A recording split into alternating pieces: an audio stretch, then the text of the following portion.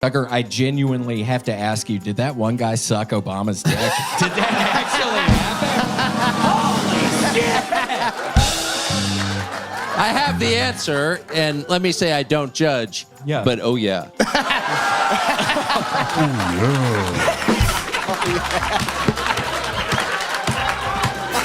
The Washington Post said that he was fired because of some of Tucker's comments about management that came out in the Dominion lawsuit. I don't really buy that. The LA Times said it was because a former senior producer for Tucker's show named Abby Grossberg has filed a federal lawsuit against the network that names Tucker. There's two suits. One of them claims that while working on Carlson's show, she endured an environment that, quote, subjugates women based on vile sexist stereotypes, typecasts religious minorities, and belittles their traditions, and demonstrates little to no regard for those suffering from mental illness. So it seems like Tucker, as the leader of the show, had a horrible culture. Shocker. Another shocker. I mean, we know what he says on the air. God knows what he does off the air. Now we learn that Barack Obama is actually from the Deep South. He grew up on a farm in the Mississippi Delta. We learned that the other day when he was in Georgia campaigning for Raphael Warnock, and you could hear it in his voice. Listen.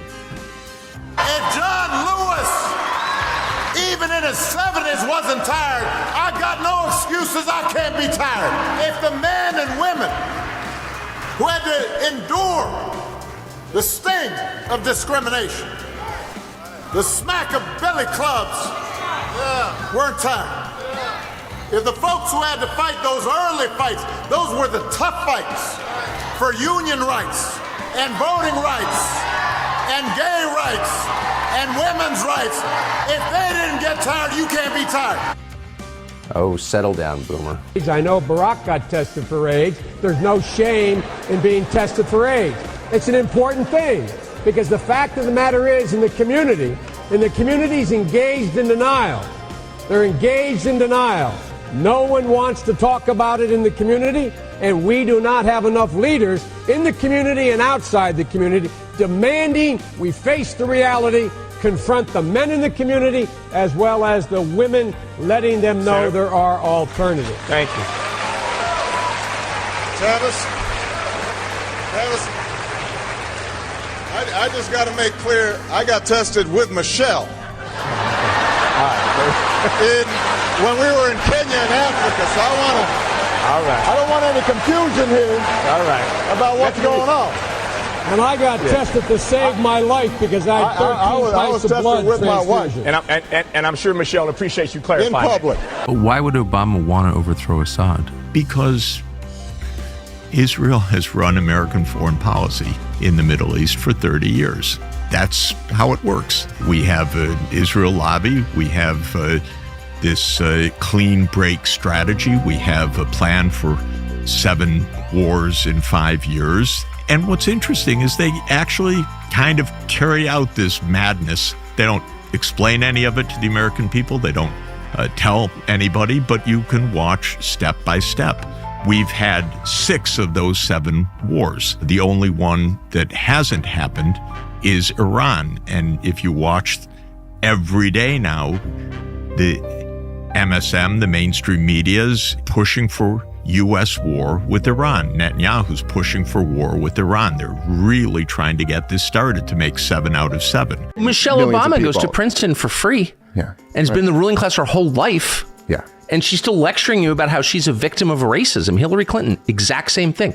Goes to Wellesley, spends her entire life in the ruling class, and she's still whining about how she's discriminated against. Why are they doing that? Yeah. And did you ever see, they'll have like pictures of side by side, but it'll be like pictures of like Jimmy Carter's house and Obama's house. Exactly. And it totally represents something about the like corroding of our soul. In a white neighborhood, you should be required to live in the hood if you're Barack Obama. And if you're using that card. You use that card. The only reason you got elected was because of your race. You spent your entire 8 years inflaming race hate in our country, and then you go to Martha's Vineyard, the whitest zip code in the world? Not allowed. Yeah. You're not allowed. Wait, what did he just say? Man, you could hear a pin drop in that studio after this one. Tucker Carlson's guest came through and straight up shredded the mainstream story folks been fed about Obama's legacy. No sugarcoating, no playing nice. And let's just say, it was not a good look. From identity politics to stacking up serious bank, they put it all out there. Tucker himself was looking shook. But real talk, are we even surprised? At this point, the double standards out here are just way too blatant to ignore. But before we break down all the wild truths they just put on blast, go ahead and hit that like button and subscribe. We bringing you the real stories the media wanna sweep under the rug. You subscribed? Bet. Now, let's get into it. Let's hit you with a number that might just have you rethinking everything. When Barack Obama stepped into the White House back in 2008, his net worth? About $1.3 million. Decent, but nothing crazy for a senator. Now, my man sitting on at least $70 million. $70 million.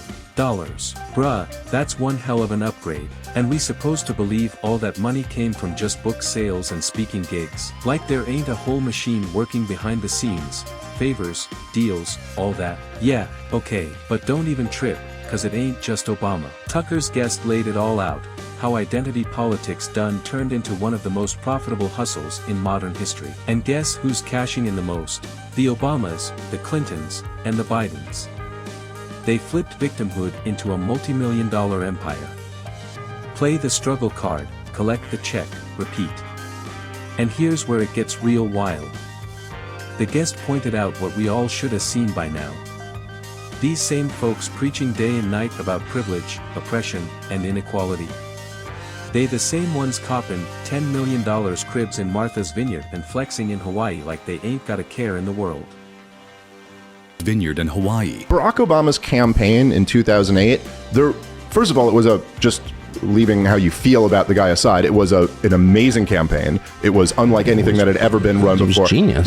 Yes, it was totally brilliant. It was now, of course, it wasn't what they presented it as. It wasn't like a grassroots campaign. It was, let's sort of like elect the black guy and get past the race stuff. I loved that. Well, especially because that was his message. That was his message. And let's get past the race stuff. I love that. He goes, then I think essentially what happened, and it was around Obama's re-election campaign, this is where things really went off the rails in this country, was that he got in there and continued and expanded all the worst of the Bush policies. Oh, of course. And so they almost had nothing to run on, and so they decided to pivot to a culture war.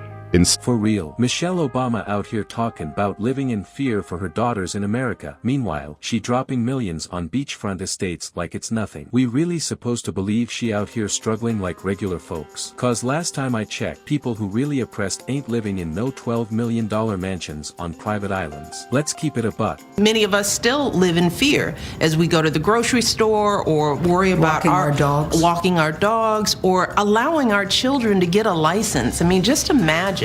Aren't your girls driving? They're driving. Yeah. But every time they get in a car by themselves, I worry about what assumption is being made by somebody who doesn't know everything about them. The fact that they are good students and polite girls, but maybe they're playing their music a little loud. Maybe somebody sees the back of their head and makes an assumption. I, like so many parents of black kids, have to, that the innocent act of getting a license puts fear in our hearts. Let's talk numbers, cause this is where things start getting real suspect. Barack Obama pulling in $400,000 just to step on stage and talk. Michelle, she charging up to $700,000. And the Clintons, man, they done stacked up over $230 million just from post office speaking gigs alone. Now, let's be real, what exactly they saying in these speeches that's worth that kind of cash? Oh wait, they ain't being paid for the speeches. They being paid for their influence. It's a straight up pay-to-play hustle, and guess what? Regular folks ain't on the guest list. And if you think this is just about sharing ideas and motivating people, nah, think again. The real money ain't even in the speeches. It's in book deals, media partnerships, and so-called charities that somehow never actually fix anything. Let's run the receipts. The Obamas locked in a $65 million book deal the second they left the White House. The Bidens, they stacked up $16 million in just 2 years after stepping down. And the Clintons, man, they flipped their charity into a $230 million money printer. You see the pattern. They keep pushing division and identity politics because it keeps the bag wide open. I notice a theme here. There are a lot of extremely rich people who are deeply miserable and desperate to have you believe they're victims. What is that?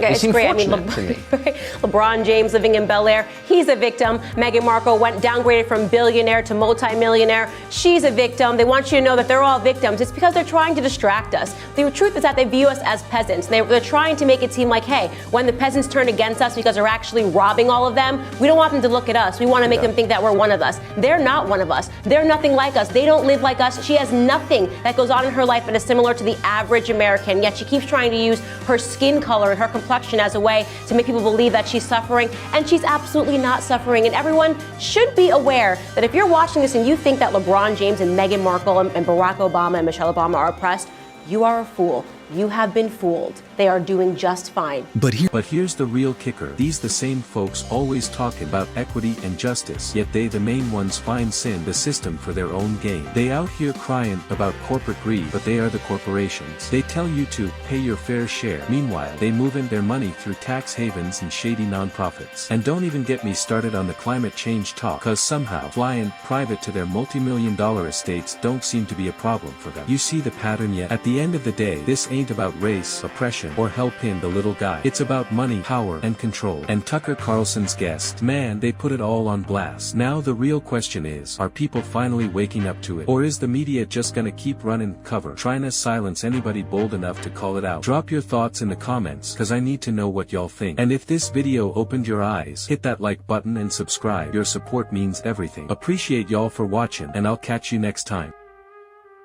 Dressed in tactical gear, more people can get hurt. And we're going to be violating the basic spirit of this country. Yes. So, sir, you know, wait, come on. But this is what I mean. This is what I mean. I mean, we're having a conversation.